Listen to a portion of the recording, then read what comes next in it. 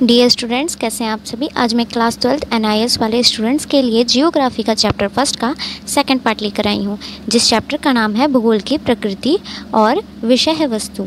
तो आइए चैप्टर को स्टार्ट करते हैं। अगर आपने फर्स्ट वीडियो नहीं देखा है तो आप जाके हमारे ही चैनल पे देख सकते हैं। मैंने ऑलरेडी उस चैप्टर को अपलोड कर दिया है। उस चैप्टर को पढ़ने के बाद जितना मैंने उस वीडियो में आपको पढ़ाया, उसके बाद आपके क्वेश्चन आते हैं जो कि मैं आपको थर्ड वीडियो में सॉल्व करके बताऊँगी। तो आइए चैप्टर स्टार्ट करते हैं बिना किसी टाइम वेस्टिंग के। भूगोल का विकास। भूगोल के विकास में 5 पॉइंट्स हैं। प्राचीन काल, पूर्व आधुनिक काल, आधुनिक काल और अत्याधुनिक काल और भूगोल का विषय क्षेत्र। तो पहले हम जानते हैं भूगोल का विकास से क्या तात्पर्य है। बच्चों देखो, किसी भी चीज़ का अगर कोई यहाँ से यहाँ तक कोई इंसान बढ़ता है, ओके, यहाँ से बच्चे से लेके कोई इंसान कुछ बन जाता है तो उसका विकास हुआ एक तरीके से, ठीक है। ऐसे ही है भूगोल का विकास किस तरीके से हुआ। तो पहले हम बात करेंगे प्राचीन काल की।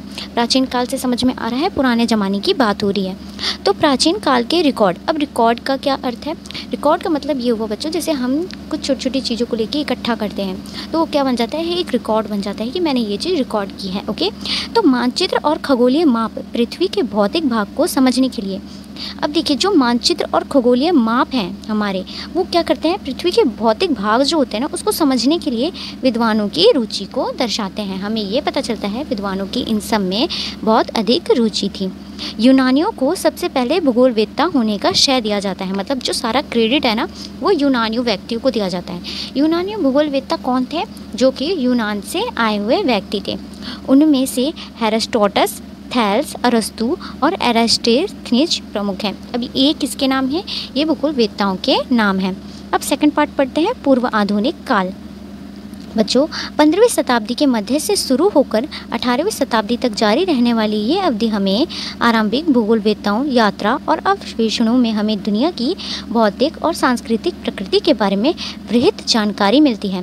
बच्चों, कहने का इस लाइन का ये मतलब है कि जब 15वीं शताब्दी के बीच से, जैसे साल के बीच में जून आता है, वैसे ही 15वीं शताब्दी के बीच से शुरू होकर 18वीं शताब्दी तक की जो अवधि थी उसमें क्या होता था, भूगोलवेत्ता, यात्रा और अन्वेषणों में हमें भौतिक और सांस्कृतिक प्रकृति के बारे में जानकारी देते थे। ये हमें पता चलता है भूगोल से। 17वीं शताब्दी की शुरुआत में, जब 17वीं शताब्दी की स्टार्टिंग हुई, तब एक नए वैज्ञानिक भूगोल की शुरुआत हुई। मतलब वहाँ से हमें क्या मिला, एक नया भूगोल शुरू हुआ। क्रिस्टोफर कोलंबस और Vasco D gamma, Ferdinand Magellan. अब ये क्या है? ये व्यक्तियों के नाम हैं। थॉमस कुक उन लोगों में महत्वपूर्ण अन्वेषक और यात्री थे। वेरिनियस कांट, हम्बोल्ट और रीटर ने इस अवधि के भूगोलवेत्ताओं का नेतृत्व किया।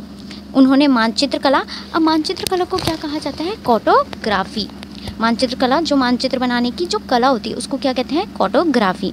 इसके विकास और नई भूमि की खोज करने और भूगोल एक वैज्ञानिक विषय है के रूप में विकसित करने में योगदान दिया। अब हम भूगोल के विकास की तो बात कर रहे हैं, तो इसमें हमें पता चलेगा किस किस चीज़ की कैसे कैसे विकास हुआ। अब पढ़ते हैं आधुनिक काल, ओके। रीटर और हम्बोल्ट को प्राय आधुनिक भूगोल के संस्थापकों के रूप में जाना जाता है। ये दो जो व्यक्ति हैं इनके नाम आप याद कर लीजिएगा, रीटर और हम्बोल्ट। ये क्या थे? आधुनिक भूगोल के संस्थापकों के रूप में जाना जाता है, ओके। आमतौर पर 19वीं शताब्दी के उत्तरार्ध को आधुनिक भूगोल की अवधि माना जाता है। जब 19वीं शताब्दी चल रही थी तो वो कौन सी अवधि मानी जाती है? वो टाइम पीरियड को हम क्या कहते हैं? आधुनिक भूगोल की अवधि। सही अर्थ में पहले आधुनिक भूगोलवेत्ता कौन थे? रैटजेल थे। सबसे पहले कौन थे आधुनिक भूगोलवेत्ता? रैटजेल, जिन्होंने शास्त्रीय भूगोलविदों द्वारा, अब उन्होंने क्या की थी, उन्होंने एक शास्त्रीय भूगोलवेत्ता को ली, उसकी नींव को और उस ढांचे का निर्माण किया। आगे पढ़ते हैं आधुनिक काल। अब आधुनिक काल के समय की बात चल रही है, द्वितीय विश्व युद्ध के बाद। अब जब दूसरा विश्व युद्ध हुआ ना, उसके बाद क्या हुआ, इसका विकास, भूगोल का विकास बहुत तेज़ी से बढ़ने लगा, ठीक है। हार्टशोन जैसे अमेरिका, जो अमेरिका के कौन थे? हार्टशोन थे। यूरोपीय भूगोलवेत्ताओं ने इस चरण के दौरान बहुत अधिक, क्या योगदान का मतलब क्या है, बहुत अधिक मेहनत किया, अपना योगदान पूरा दिया। हार्टशोन ने भूगोल को क्षेत्रीय विभेदन से संबंधित विज्ञान के रूप में वर्णित किया।